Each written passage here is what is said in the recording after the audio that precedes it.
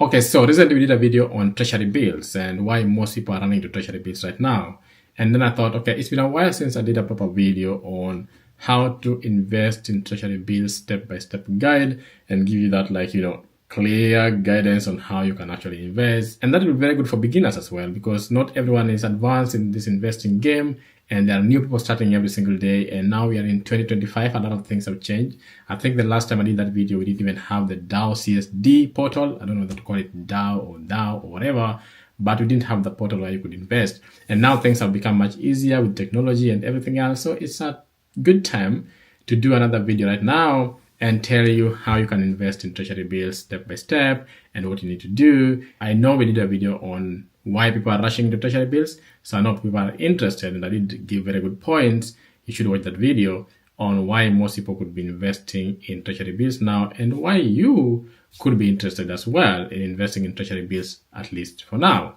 Looking at the economic conditions, looking at what's happening worldwide, looking at the slow economic growth, looking at inflation rates, looking at the investment returns on other instruments as well. So there are many reasons why you could actually be thinking about Treasury Bills. Investing in Treasury Bills is a very simple process. I always say it's one of the simplest ways you can invest. It's one of the most efficient ways you can invest, and Kenya has made it very easy. Now, before we get into the process of investing in Treasury Bills, why do you want to invest in them and what are they anyway? Treasury Bills are basically the securities. The government comes to you, they say, hey Ken, I want you to give me your money or borrow me your money and I will pay it back with interest.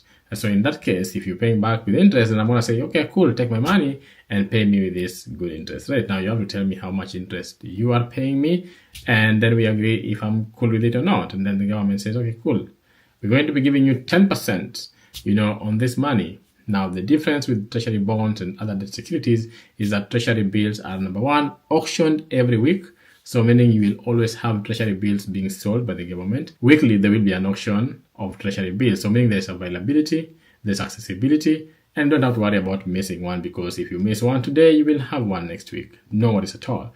Then, of course, they are short-term. Like I mentioned in my previous video, Treasury bills are short-term debt securities. It means that you can easily invest in them, even if you are planning to use your money in the short term. So we have the 91 days, 182 days, and 364 days. So it means you either invest for 3 months, 6 months, or 1 year. Simple.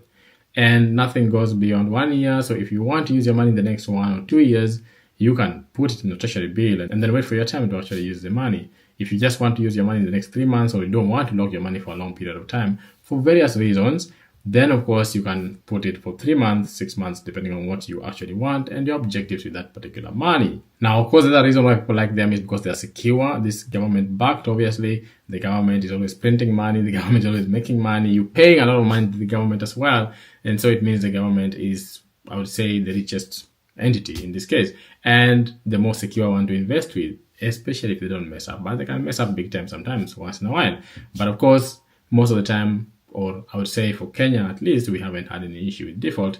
Touch wood. Hopefully that doesn't happen. And yes, security is very important. The other thing are the rates, right? So instead of having your money in the bank, you could then be getting some good rates with Treasury bills and making some good money off your money. Instead of just having that cash lying in the bank, losing the value to inflation, then you could say, hey, let me put this money into Treasury bills to earn, let's say, 10% out of it, even as I figure out what I want to do with this money, or just as an investment in itself. And so, yeah, just a few reasons why people invest in Treasury bills, why they are attractive and most people like them, and why they have been there for as long as we can remember. So the next step is, how do you actually invest in Treasury bills? What processes do you have to take, or what steps do you have to take in order to invest in Treasury bills? Number one, you need to want to invest. Wanting to invest is the starting point, right? Get off your chair, get off that wish list, get off those vision boards and get straight to investing. It doesn't matter how much you're putting in, start the process today. That's the most important bit for me. And I had to say it, You have to be willing to invest, and you have to start investing. Start investing for real, not just saying it, but start doing it. These are some things that we think are difficult, but are pretty easy. When you start that process, you get used to it, it becomes normal to you, you start seeing the benefits, and you will be rushing to invest more and more and more. So starting is the most important thing. Now, number one, which is amazing nowadays, long time ago we had to do it so manually, we had to fill in the mandate cards, then take it to our bank to sign it, then take that mandate card back to CBK and all those things. It had to be such a manual, physical process. Now, all you need to do is open what we call a DAO CSD account online, open a DAO CSD account online, and that is the portal that you'll be using to invest. The investment process becomes very easy with a DAO CSD account, and you can open this from your phone. You can access it on your Google Play Store. So if you're an iPhone, then you're going to be using an App Store as well. So depending on what you use, you will find the DAO CSD app. So basically, if you want to use the app, you can use the app. But if you just want to log in, through a normal web browser, you can log in, create your account, and you're good to go. You already have your DAO CSD account, and you can easily open the web portal or open the app in your phone and do whatever you want to do in that portal. There are many things you can do, right? So that's the first step. So the next thing, number 2, is deciding on how you want to invest. Now, like I said, these things are auctioned weekly. So you need to decide, do you want to invest in the 3 months, in the 6 months, or in the 1 year one?